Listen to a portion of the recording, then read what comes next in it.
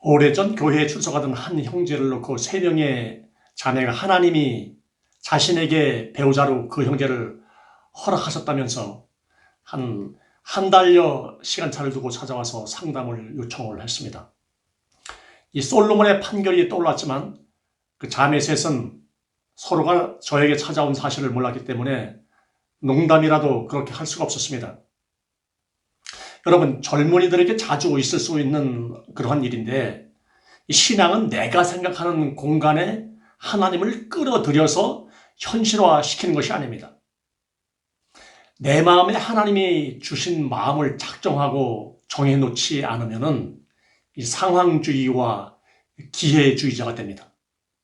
물론 지식과 감정 그리고 의지라고 하는 수단을 통해서 주님의 뜻을 깨닫는 것이 질서면에서 가장 안정적인 것이 맞습니다. 그런데 인생은 내가 생각하는 질서대로 움직이도록 가만히 내버려 두지 않습니다. 이 사도 바울이 오순절에 반드시 예루살렘에 도착해야 한다는 성령의 감동을 받습니다. 그런데 이 사도행전 20장에 보면은 이 성령의 감동이 일반적으로 생각하는 건강한 감동이 아니고 경고적인 것이었습니다. 거기서 무슨 일을 만날지 모르지만 자신이 결박당하고 환란이 기다린다는 것이었습니다. 사도 바울에게 임했던 성령의 감동이 그의 제자들에게 똑같이 임합니다. 제자들뿐만이 아니고 선지자 아가보라고 하는 사람에게도 임했습니다. 당연히 제자들과 이 선지자 아가보는 지금은 예루살렘으로 갈 때가 아닙니다. 그렇게 강력하게 만류를 합니다. 그런데 사도 바울은 날마다 나는 죽는다고 작정하고 이 정해 놓았던 그러한 믿음의 고백이 워낙 분명하다 보니까 성령께서 이 경고적인 감동을 허락하신 것이 무슨 의미인지 압니다. 아, 죽을 준비를 하라는 것이구나. 그렇게 단번에 알아차리고 어떠한 갈등도 겪지 않고 죽음을 향해서 그의 발걸음을 옮기는 것입니다. 여러분, 저는 지금 우리도 이렇게 신앙이 좀 자라야 된다고 말하려고 하는 것이 아닙니다. 좁은 문과 좁은 길을 걸어갈 때 우리의 방식대로 이 상황을 해석하다 보면은 자꾸 현실적인 행동을 하게 됩니다. 신앙생활을 열심히 해도 이 남들이 정말 이해하지 못하는 어려움을 겪을 수가 있습니다. 그러한 상황이 인생 앞에 놓여 있을 때 그 속에 내가 들어오고 있는가? 예수님이 계신가? 확인하라는 겁니다. 마음에 정한 바가 있으면은 그러한 상황들을 우리는 영적 기회로 삼지만 그렇지 않으면은 원망과 불편이 우리 마음을 지배하게 됩니다.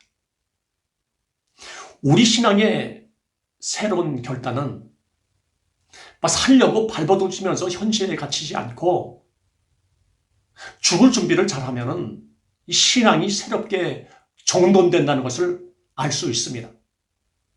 성경을 읽거나 말씀을 들을 때 똑같은 감동을 우리가 서로 다르게 해석하고 적용할 수 있습니다. 그런데 정말 하나님의 간섭은 나를 십자가에서 내려놓고 결론적으로 하나님의 간섭에 순종하는 사람의 몫이 된다는 것을 알기를 바랍니다.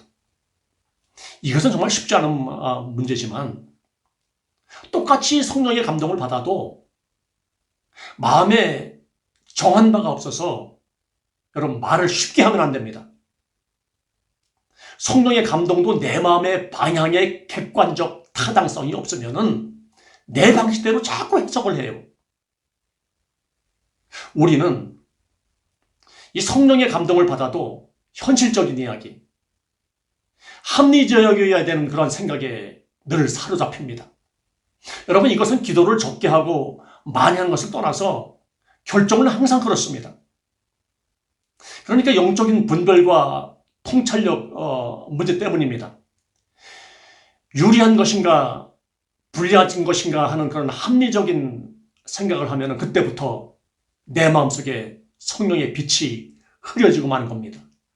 그러나 나의 마음속에 하나님의 간섭의 빛이 분명하면 현실적인 이야기로 계산하지 않습니다.